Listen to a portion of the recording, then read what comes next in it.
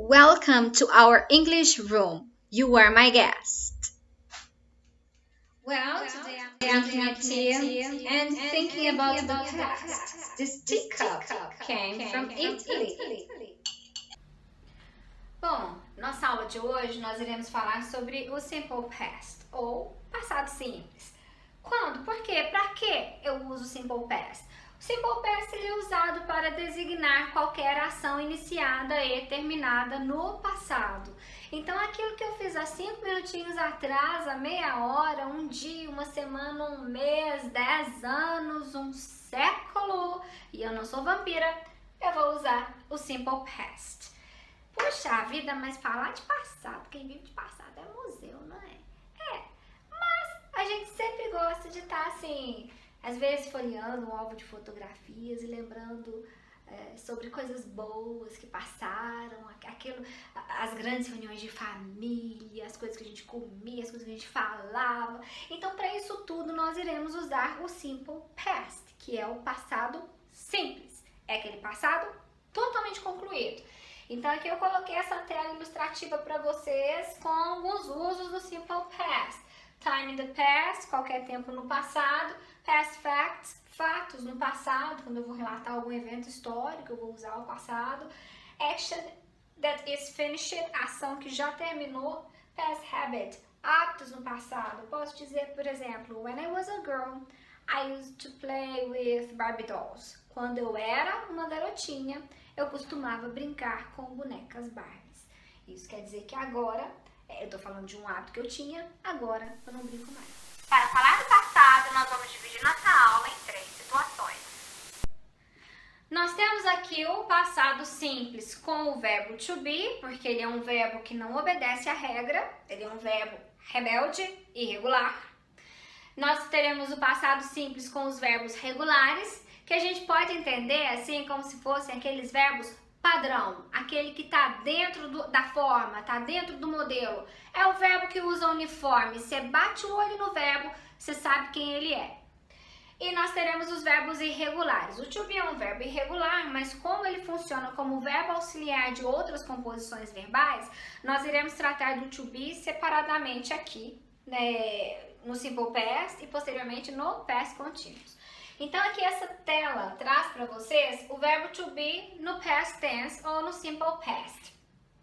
Quando nós temos uma sentença com o verbo to be é muito simples, é muito fácil. Eu sempre terei o meu sujeito na forma afirmativa, depois eu vou ter um verbo. Lembrando que todas as vezes que eu tiver o verbo to be, o meu complemento verbal será um local ou um adjetivo.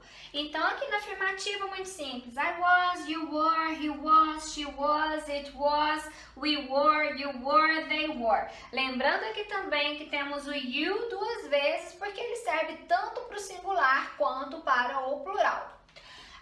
Vamos passar a frase para a forma negativa. Basta acrescentarmos o not após o to be. O to be, ele sempre funciona, ele se basta, ele funciona como auxiliar. Não precisa de nenhum verbo auxiliar quando a gente tem uma frase com verbo to be. Então aqui eu poderia colocar I was not, ou I wasn't, you were not, ou you weren't, he wasn't, she wasn't, it wasn't, we weren't, you weren't, they weren't. Vou fazer uma pergunta? Troco o to be de lugar com o sujeito. Então, nós teremos to be aqui na primeira posição. Posteriormente, eu tenho o meu pronome pessoal, my personal or subject pronoun. E, posteriormente, o meu complemento. Então, aqui eu disse I was, aqui eu vou perguntar was I, were you, was he, was she, was it, were we, were you, were they? Sempre usando, então, o to be no primeiro lugar. Essa tabelinha é interessante para nós. Esses são os verbos mais fáceis do simple past, porque são os verbos regulares. Eles obedecem a uma normalidade. A gente pode pegar esse verbo no infinitivo sem o to e colocar aqui só um finalzinho nele. Todos os verbos terminados com ed no simple past são verbos regulares. Então, é como se esse verbo aqui tivesse tivesse um uniforme que a gente pudesse bater o olho no verbo e identificar. Verbo regular, tá no passado simples. É super fácil identificar uma frase que tem um verbo regular no Simple Past.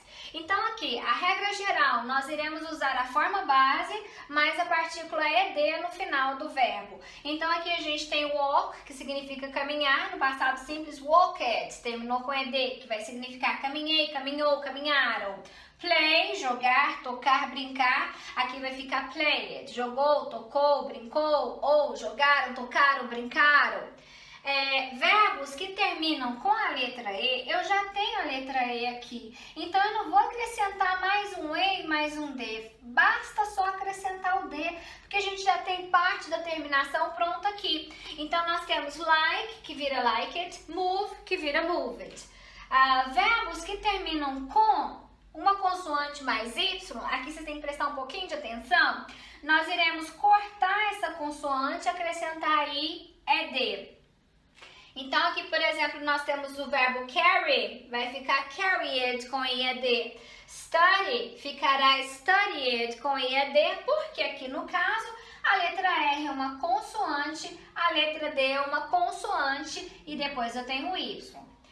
Aqui, quando nós temos um verbo terminado em CVC, que vai ser aqui, ó, consoante, vogal, consoante, nós iremos dobrar a última consoante e acrescentar o ED. Então aqui, plan, o L é uma consoante, A vogal, N consoante, vai ficar planet com dois N's. Stop, vogal, consoante, vogal, consoante, vai ficar stopped com dois P's. Aqui eu coloquei para vocês uma tabelinha com um verbo regular conjugado nas três formas que ele pode adotar. No caso aqui, affirmative form, negative form, question form or interrogative form. Então aqui na afirmativa, I worked, you worked, we worked, they worked, she worked, we worked, it worked. Vou fazer uma negação, basta acrescentar o not. Aí o que acontece? Esse verbo é o verbo work, é o verbo trabalhar. Nós não temos verbo to be nessa frase, então eu não posso acrescentar o not no verbo to be. O que acontece nessas situações? Nós iremos usar um verbo que a gente chama de verbo auxiliar. O verbo auxiliar, ele serve para nos ajudar a colocar a forma num padrão, a colocar a forma num formato. E qual é o formato das frases em língua inglesa? Negativa, eu tenho que ter o sujeito, verbo, not. Só que aqui, esse verbo que vai aparecer antes do not, eu só posso usar quando for o verbo to be ou quando for um verbo modal. Se não for o verbo to be, se for trabalhar, andar, cantar, qualquer tipo de verbo, eu vou precisar de um verbo auxiliar. Então, é um verbo que vai me ajudar a formatar a frase. Então, é para isso que a gente usa o did. Toda frase que apareceu did, vocês sabem que está no simple past, vai estar no passado. Did mais um verbo principal.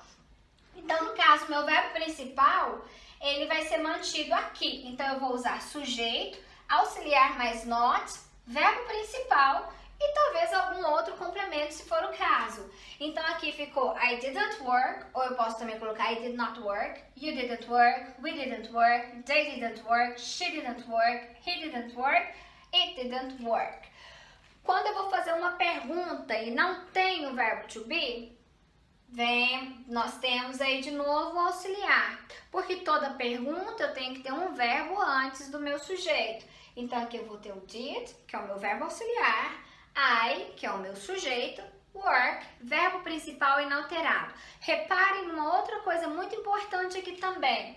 Todas as vezes que a gente usa o did, o verbo principal, ele volta para a forma base. Olha só, aqui ele não está na forma base porque temos uma sentença na forma afirmativa. Então, nós temos I worked. Para perguntar, did I work? Work voltou para a forma natural. Então, aqui na question form ficaria did I work? Did you work? Did we work? Did they work? Did she work? Did he work? Did it work? Aqui nós temos uma tabela extensa daqueles verbos que a gente chama de irregulares. São aqueles aqueles que não obedecem à regra? Fora do padrão. Todos fora do padrão. Eles se comportam de uma forma diferente, varia de pessoa para pessoa, varia da forma base para o passado simples, para o participo passado, e esses verbos aqui, ó, cada hora eles estão de um jeito. E a gente não tem jeito de estudar esses verbos a não ser memorizando a forma deles, porque eles são tão irregulares que não tem como gravar tudo na cabeça. Então, a gente escolhe uns, escolhe aqueles que são mais usados e memoriza. Então, aqui, iniciando a nossa tabela dos fora de padrão, temos o verbo to be, passado de to be, was, were. Para umas pessoas eu uso was, para outras pessoas eu uso were, e vai ser desse jeito. Vai ter que memorizar. Become, vira became, begin, vira began, break, vira broke. Alguns verbos, eles não receberão acréscimo do ED, porque são verbos irregulares, ou seja, fora da regra, fora do padrão. Não tem jeito de uniformizar esses verbos aqui não, cada um se comporta de um jeito. Então aqui a gente percebe que no infinitivo alguns verbos são de um jeito e na forma do simple past é de outro. Mas aí eu chego aqui no put e o meu simple past de put é put. Continuou da mesma forma. É tão irregular que tem verbo que justamente continua da mesma forma. Não recebe acréscimo do ED e também não altera igual os outros. Então aqui cada verbo vai se comportar de uma forma. A gente tem que estar memorizando. O read, ele tá com esse asterisco aqui para vocês para indicar o quê? Na escrita eu escrevo da mesma forma, mas na fala eu vou pronunciar de forma diferente. Read no presente simples a gente pronuncia deste jeito, read. No passado simples eu vou pronunciar read. Yesterday I read a good novel. Ontem eu li um bom romance. Então read no passado, read no presente, read no passado. Lembrando aí que quando formos usar qualquer um desses verbos irregulares em frases afirmativas, negativas e interrogativas, nós teremos que saber o formato dele, no infinitivo e no simple past. Porque na afirmativa, ele vai ser conjugado. Na negativa e na interrogativa, eu irei usar o verbo auxiliar did, que é o auxiliar do simple past. Ele é usado em todas as frases, com exceção de frases que têm apenas o verbo to be. E eu vou ter que voltar o meu verbo para a forma base. Ou seja, ele tem que voltar para o infinitivo sem to, então tem que memorizar a forma. Aqui nesta página eu coloquei para vocês um verbo irregular conjugado. Então aqui a gente tem o verbo think, pensar, conjugado no passado, thought. Então aqui, I thought, you thought, he thought, she thought, it thought, we thought, you thought, they thought. Vou passar para a negativa, que é o meu verbo auxiliar do simple past, did mais not, didn't. I didn't think. O verbo voltou para a forma base. Se vocês voltarem lá naquela tabelinha, vocês vão perceber que a gente tem think no infinitivo sem to ou no presente simples e thought no passado simples. Então, you didn't think, he didn't think, she didn't think, it didn't think, we didn't think, you didn't think, they didn't think. Negativa, verbo auxiliar do simple past antes do meu sujeito ou pronome pessoal e na sequência o meu verbo principal no infinitivo sem to ou na forma base. Então aqui se eu quero perguntar, did I think? Did you think? Did he think? Did she think? Did it think? Did we think? Did you think? Did they think? Aqui eu trouxe para vocês uma tabelinha falando do past continuous. Quando é que a gente usa o past continuous? Como o próprio nome diz, é continuous, quer dizer, estava continuando, ação em progresso, ação contínua. Então, past, passado. Então, toda vez que eu tiver um tempo composto, presente contínuos, passado contínuos, quer dizer que meu verbo auxiliar vai ser o to be, no tempo em questão aqui vai ser o to be no passado.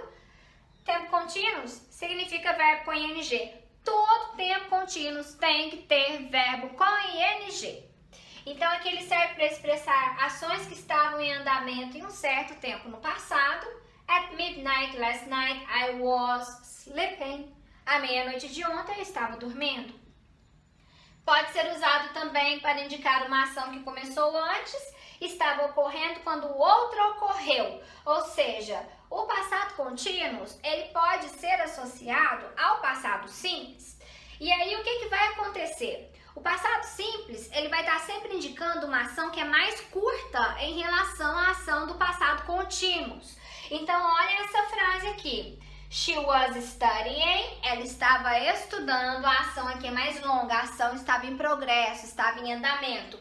When it began to rain, quando começou a chover é uma ação curtinha. Então eu usei aqui a partícula when para introduzir a minha frase no passado simples. Nunca usarei when antes de frase com tempo contínuo, com o passado contínuo. Outra frase aqui, essa frase aqui contém um erro. Esse I aqui, por exemplo, ele deveria estar com letra maiúscula e não está. Mas vamos lá. Gramaticalmente dá para explicar aqui. While I was studying, it was raining. Então eu usei while aqui. While significa enquanto, when significa quando. Enquanto eu estava estudando, estava chovendo. Então eu tenho duas ações simultâneas, duas coisas acontecendo ao mesmo tempo. E se eu quero contar uma coisa no passado simples, outra coisa no passado contínuo, eu sempre vou usar while associado ao past continuous. E sempre irei usar when associado ao simple past.